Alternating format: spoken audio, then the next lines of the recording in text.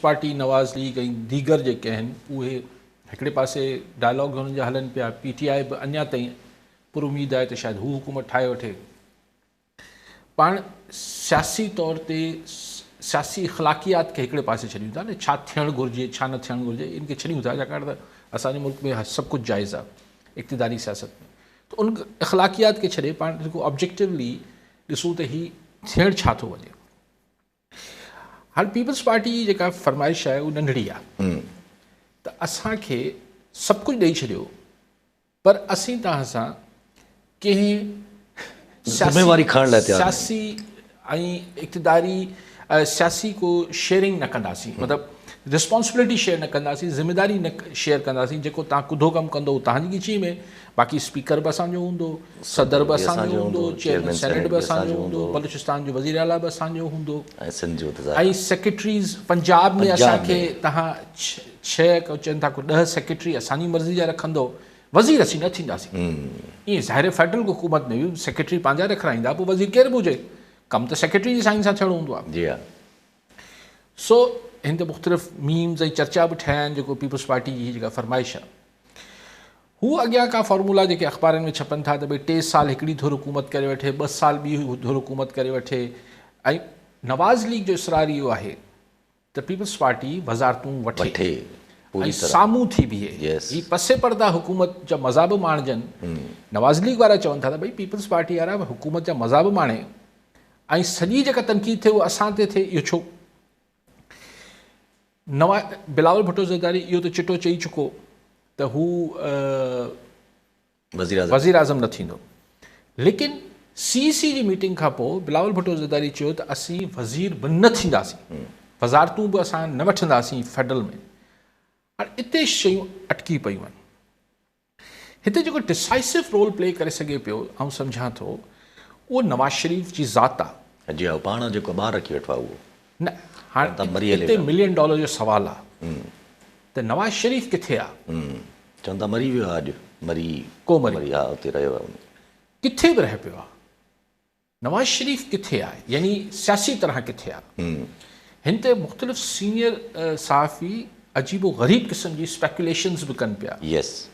संदसि सिहत जे बारे में, मामलनि में, अलिफ़ में, बे, ऐं चयो पियो वञे त हुनखे शरीफ़ ख़ानदान जा ॿिया जेके आहिनि हू हुनखे चवनि था तव्हां मियां साहिबु छॾियो, असीं पाण ई ॻाल्हायूं पिया, प्रेस सां बि, मीडिया सां बि, दुनिया सां असीं पाण ई ॻाल्हाईंदासीं। लेकिन मियां नवाज़ शरीफ़ छा थो चाहे, इहो हिकिड़ो $1 मिलियन जो सुवालु आहे।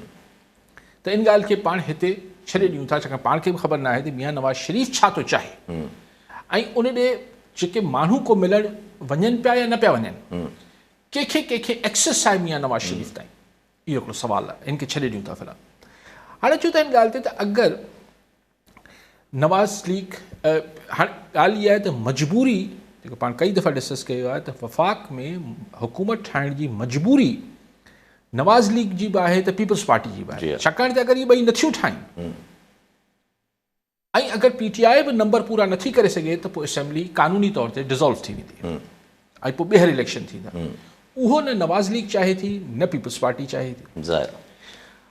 हाणे हिन मखमसो जेको थी पियो आहे, हिन जो जेको ज़ाहिरी मूंखे हल नज़र अचे थो, छाकाणि त आउं सम्झां थो त बिलावल साहिब जी पोज़ीशन कुझु बि हुजे पर आसिफ़ ज़रदारी साहिबु इहो यकीनन चाहे थो त मतिलबु हू हिन में घणी लचक ॾेखारण लाइ तयारु आहे त हू वज़ारतूं वठी छॾे पीपल्स पार्टी को आसमान कोन किरी पवंदो। छाकाणि त 11 मार्च ते ईंदड़ महीने यानी 29 फरवरी ताईं हिन असेंबली जो इजलास सॼाइणो आहे। 1 तारीख़ ताईं वज़ीर आज़म चूंडिजी वेंदो, 11 मार्च ते सेनेट जी चूंडूं आहिनि। पर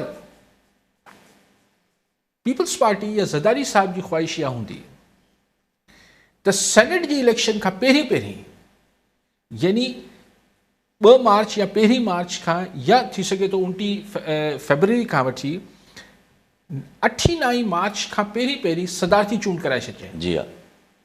हाणे सदारती चूंड तॾहिं थी सघंदी जॾहिं 4 सूबाई असेंबलियूं हल्फ़ खणी वठंदी, क़ौमी असेंबली हल्फ़ खणी वठंदी, सेनेट हू अॻूणी रहंदी। त हींअर सदर जो उहिदो टेक्निकली ख़ाली आहे, हीअ त आर्ज़ी तौर ते वेठल आहे पंहिंजो डॉक्टर अलवी।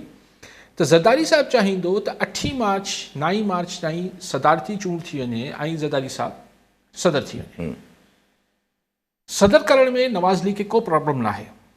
हुनखे जेको ॿिया प्रॉब्लम्स आहिनि हू हिकिड़ो प्रॉब्लम आहे त वज़ारतूं वठे पीपल्स पावर शेयरिंग करे वज़ारतूं वठे। ॿियो प्रॉब्लम हुनखे आहे त असीं पंजाब में तव्हांखे हिसो न ॾींदासीं, ॾींदासीं। नवाज़ लीग नथी ॾियणु चाहे। टियों प्रॉब्लम नवाज़ लीग सां आहे त स्पीकर ऐं चेयरमैन जहिड़ा उहिदा, ख़ासि तौर ते हींअर स्पीकर जो मसइलो, त भई अगरि नवाज़ लीग जो स्पीकर बि न हूंदो त पाण ही इमरान ख़ान वारे दौर में ॾिठो त स्पीकर जो उहिदो केतिरो अहम हुजे थो। कॾहिं नो कॉन्फिडेंस अचणी हूंदी आहे, कॾहिं छा थियणो हूंदो आहे, कॾहिं कीअं थियणो हूंदो आहे। त स्पीकर जो उहिदो जेको हूंदो आहे उहो तमामु ज़ाहिरी पहिरीं सम्झंदासीं ईअं ई मिड़ई हिकिड़ो गुलो विहारे छॾिजे, न पर हुनजो वॾो किरदारु हूंदो आहे, ख़ासि तौर ते बहरान जॾहिं पैदा थिए त उहो स्पीकरशिप नथी ॾियणु चाहे। चोथों पंजो कमु नवाज़ लीग नथी करणु चाहे, उहे बलूचिस्तान नथी ॾियणु चाहे पीपल्स पार्टी खे। सो हाणे हीउ हिकिड़ो जेको मखमसो आहे, हिन खे ज़ाहिर आहे जेके पास दैट बी आहिनि, जेके पावर ब्रोक कंदा आहिनि, जेके पोयां वेही मामलनि खे सुलझाईंदा आहिनि, उन्हनि वटि ख़ुदि हिकिड़ो मखमसो आहे। आउं इहो सम्झां थो, मूं वटि कोई इंफॉर्मेशन न आहे, पर मुंहिंजो हिकिड़ो अंदाज़ो आहे त जेके ही मामिलो सुलझाए सघनि था, एग्ज़ैक्टली सवाल त इहो थो पैदा थिए, उन्हनि वटि बि मखमसो आहे। एॾो टाइम छो लॻी वियो आहे? न मां ॿुधायां पियो छो आहे, ॿुधायां पियो मतिलबु मुंहिंजो अंदाज़ो छा आहे। जी हा, हू जेके सुलझाए सघनि था उहो पाण मुंझल आहिनि। त जेका हुननि रिथाबंदी 8 फरवरी खां पहिरीं कई त बसि हीअं थींदो, हिकिड़ी PDM सरकार 2 ठही वेंदी, पोइ हीअं हलंदी, पोइ सभु कुझु वाह वाह थी वेंदो, त इलेक्शन जो रिज़ल्ट ई ॿियो अची वियो। त हाणे पंहिंजे उन ई प्लान खे 7 फरवरी वारे सोच खे ई ज़बरदस्त करे ठाहिजे या सेकेंड थॉट ॾिजे। हिन में मुंहिंजो ख़्यालु आहे त किथे को रंधिणे में जी हा, किथे को रोलो थियल आहे। जी हा, शायदि कुझु इहा सोच बि हावी थिए पई त बाबा हाणे ठीकु आहे थी वियो, पर हाणे जेको नतीजा आया आहिनि हिन में पाण ख़ान खे वरी किथे अकोमोडेट कयूं। इन ई लाइ तव्हां ॾिसो त हू उमर अयूब बि ॿाहिरि निकिरी आयो आहे। हुननि बि चयो त ठीकु आहे, वादितल मुस्लिमीन बदिरां असीं सुन्नी तहरीक सां ठा था करे वठूं, हुन में शामिलु थी वञूं था, छाकाणि अमेरिका बहादुर खे बि हर अरबन खे, सऊदी अरब खे, तो वरी ठीकु आहे, सऊदी अरब अमेरिका सभिनी खे। अच्छा, सो उन्हनि खे सो हू बि ख़ान वारा बि हुकूमत ठाहिण वारा पंहिंजा थोरा झलक ॾेखारीनि था। मिसाल ही हिकिड़ी झलक ॾेखारियो, मिसाल ही निकिरी आयो अॼु फैसल जावेद जेको ख़ासि वोकल हूंदो, ख़ासि माण्हू ख़ान जो, उहो निकिरी आयो आहे। हुन चयो त उम्मीद जल्द ख़ान भी हमारे दरमियान होंगे, मियाँ वाली से इलेक्शन लड़ेंगे, मियाँ वाली से इलेक्शन लड़ेंगे। ये ॻाल्हियूं थियणु शुरू थियूं। साॻी रीत तव्हां ॾिसो त अमीन गंडापुर जेको तमामु ईअं एग्रेसिव ऐं जाराणो ख़्यालु रखंदो, हू चवंदो बाबा न मां कंहिंसां इंतकाम वठंदुसि ऐं 9 मई जी बि तहक़ीक़ात थियणु खपे ऐं साईं ठंडा जी हा, तमामु ठंडो थो हले ठंड प्रोग्राम। जी हा, हाणे ॻाल्हि इहा आहे त जेके हाणे उते वरी ॻाल्हि खे ॻंढियूं था त जेके हिन PDM 2 सरकार ठाहे सघनि था, हुनखे ॿाह मां झल, हुनखे कुल्हे मां झल, ऐं चल बाबा बसि करो, उहे ख़ुदि बि त शायदि अञा मुकमल तौर ते कन्विंस न आहिनि एग्ज़ैक्ट जी हा, त हिननि खे ठाहिजे या PTI खे चांस ॾिजे। PTI लाइ वरी इशू इहो हूंदो, हलो वफ़ाक़ तव्हांखे ॾेई छॾियूं, हू चवंदा आहिनि असांखे पंजाब में दो लुंगी वारा बि मसइलो थिए थो न, सीटूं असांखे होॾां बि ॾियो, असांजी खटियल सीटूं आहिनि, उहो चवनि था अगरि तव्हां असांखे क़ौमी असेंबली जूं सीटूं मोटाए ॾियो था त पोइ ज़ाहिर इहो कीअं मुमकिन आहे, भला तव्हां मूंखे ॿुधायो जी हा, त क़ौमी असेंबली PTI खटी ऐं हेठि नवाज़ लीग खटे वेंदी छा? जी हा, जेका मथे तक आहे, रावलपिंडी जी अगरि 13 सीटूं PTI वटि वयूं आहिनि त रावलपिंडी डिवीजन में जेके बि 26 या 30 जेके बि MPA जी सीटूं हूंदियूं, 26 सीटूं मोटो हिसाबु, हिकिड़े MNA ते 2 MPA, त उनजी बि गच सीटूं, पोइ उते बि इहो ई नमूनो थियो हूंदो 45 ऐं 47 वारो। Yes so